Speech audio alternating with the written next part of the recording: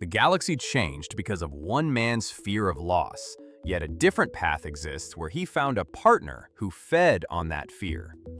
This story follows Anakin Skywalker, not as a Sith Lord in a robotic suit, but as the host to something far older and hungrier.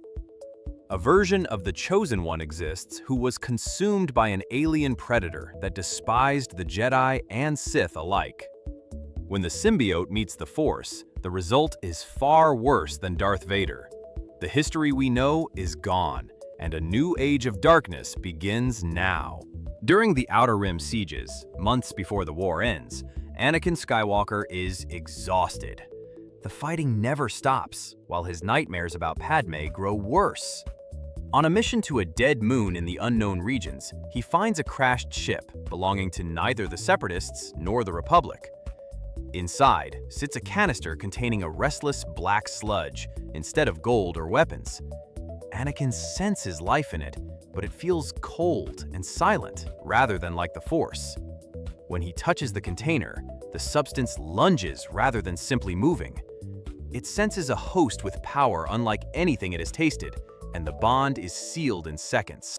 The change begins subtly, when Anakin returns to the temple feeling different. The exhaustion that plagued him has vanished, replaced by a boundless nervous energy. The symbiote feeds on his adrenaline and hidden anger while sharpening his senses in return. He hears heartbeats across the room and reacts to blaster fire before it even discharges, moving faster than any Jedi reflex. In the training halls, he moves with a liquid grace that unnerves the Padawans. He overwhelms opponents with a ferocity bordering on cruelty rather than just using Form 5. The symbiote whispers to him and validates every dark thought he holds about the Council holding him back. The true test arrives over Coruscant when Anakin and Obi-Wan face Count Dooku. The Sith Lord expects the usual duel of taunts and saber clashes, but he encounters a monster instead. Anakin attacks with such speed that Dooku's elegant Makashi style crumbles instantly. The symbiote reinforces Anakin's muscles to allow strikes, with the force of a hydraulic press. When Palpatine gives the order to kill, Anakin acts without hesitation. The black suit surges out to form tendrils that pin the Count to the wall, before the blades even swing. Palpatine watches with a flicker of genuine concern rather than satisfaction. This wild power is not the dark side he taught. This entire scenario came from a viewer comment, so thank you to everyone sharing ideas. We build these stories from your suggestions, so drop any theories for the next video below. The most liked one wins. If you are enjoying this madness, please subscribe. The Jedi Council on Coruscant remains blind. They sense a darkness around Skywalker without being able to read his mind. The symbiote acts as a psychic shield and a void in the Force that blocks Yoda's perception. Anakin sits in the council chambers, seething with resentment at being denied the rank of master. But now, a voice in his head insists they are jealous. The Venom voice hisses that they fear him and want to control him because of his strength. Anakin listens more to the alien than to Obi-Wan. He stops sleeping entirely to spend his nights patrolling the lower levels of Coruscant, where he brutally dismantles criminal syndicates and feeds the suit's hunger. The breaking point occurs in Padmé's apartment. She wakes to find Anakin standing on the balcony with his skin shifting and rippling like oil.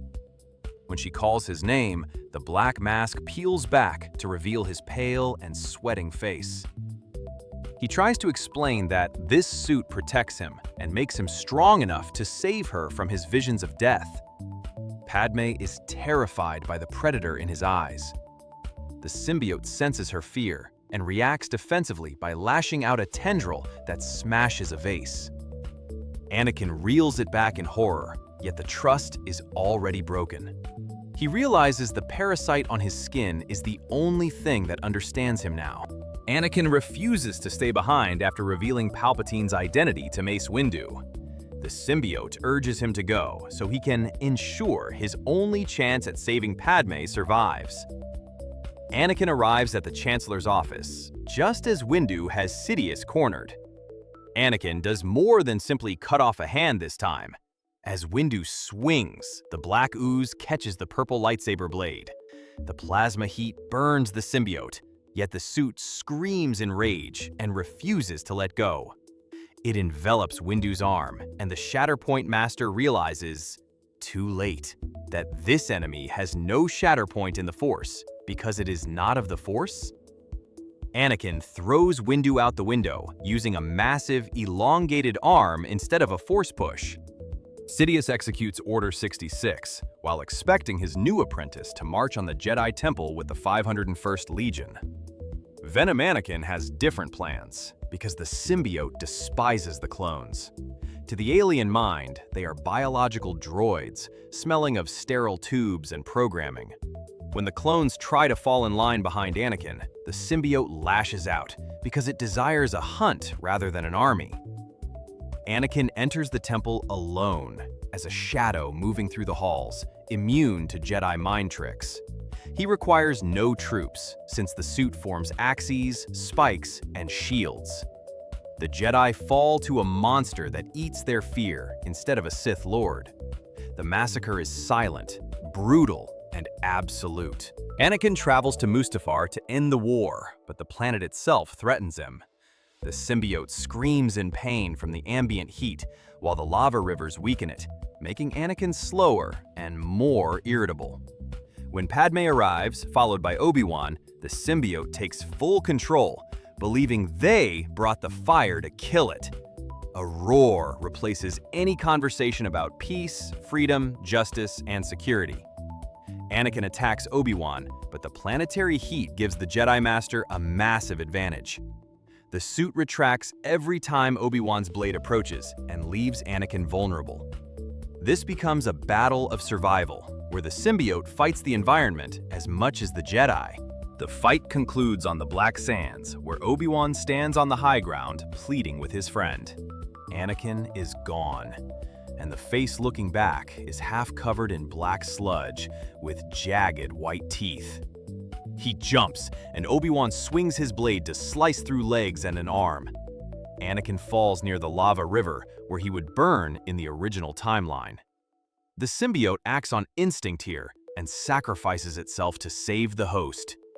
The black mass surges over Anakin's severed limbs and burning clothes to smother the flames. It boils and hisses while taking catastrophic damage to shield Anakin's flesh from the fire, eventually wrapping him in a cocoon of hardened, charred biomass. Palpatine finds him on the sand, expecting a dying man who needs a life support suit, but he discovers a black chrysalis instead. He brings it back to Coruscant, where droids on the medical table install neither mechanical lungs nor robotic limbs. They watch as the black shell cracks open, to reveal that the symbiote has healed Anakin and regenerated his lost limbs with alien matter. He stands up as a towering figure of muscle and shadow, rather than a cyborg wheezing through a mask. He breathes the air freely because the symbiote has bonded with him on a cellular level. They are perfectly integrated into a union where neither Anakin nor Venom exist separately. Palpatine is pleased because he believes he possesses the ultimate weapon. He begins explaining the new order by shooting force lightning at a rebel prisoner to demonstrate power. The crackle of the electricity, combined with the heat and noise, triggers the symbiote's trauma from Mustafar. It perceives the lightning as a direct attack, so the suit reacts instantly with aggression rather than fear. Anakin lashes out at the Emperor, and while Palpatine tries to fry him, the symbiote creates a grounded shield to absorb the impact. Anakin closes the distance in a blur and grabs the frail old man. The dual voice declares no more masters, and the Empire loses its Emperor. Anakin sits on the throne, with Palpatine dead and the Jedi gone. Yet he is a warlord rather than a politician. He cares nothing for the Senate or the bureaucracy, since the symbiote desires only survival and the hunt. Anakin turns the Empire into a hunting ground, where he tracks down the remaining Jedi personally instead of using Inquisitors. the galaxy lives in fear of the shadow that can appear anywhere, rather than a Death Star. Rebellion cannot exist without hope, and one cannot bargain with a predator. The suit keeps Anakin young, strong, and perpetually angry. Years pass, while Luke and Leia remain hidden, but a symbiote's bond goes beyond distance. It remembers Padmé's DNA and smells the bloodline. When Luke comes of age on Tatooine, he finds his father waiting for him at the homestead, instead of a message in a droid. This Anakin does not want to turn Luke to the dark side, as the symbiote simply wants to reproduce. It senses a compatible host in the boy and splits off a red and chaotic piece of itself. It forces the bond onto Luke, ensuring the son of Skywalker becomes a second monster rather than a Jedi Knight. Love saved Anakin Skywalker in the original story, but the symbiote dulls the capacity for love and replaces it with possession. Anakin never takes off the mask because the mask has become his face. He rules for centuries, while the symbiote extends his lifespan far beyond that of a human. The Empire becomes a hive and a twisted reflection of the symbiote's homeworld. The hunger of the Clintar replaces the forgotten Force. No return of the Jedi occurs, leaving only the endless night of the dragon and his brood, consuming the galaxy star by star. This timeline reveals something key about Anakin. His fall involved isolation as much as the dark side. The symbiote serves as a metaphor for his toxic attachment, representing a bond that promises strength but delivers only slavery. Anakin would have lost the very life he tried to protect by seeking enough power to stop death. He became a prisoner in his own body, within a living suit, rather than a mechanical one. Some powers remain too great for even the chosen one to control. This reality paints a picture of Anakin Skywalker, untethered from humanity, moving from a chance discovery in the unknown regions to a galaxy ruled by monsters. Even the Force has limits when facing a hunger from the stars. This terrifying thought makes the redemption in the actual timeline more meaningful. Subscribe if you want to see what happens if Yoda bonds with the Carnage symbiote or other wild combinations, and share your thoughts in the comments.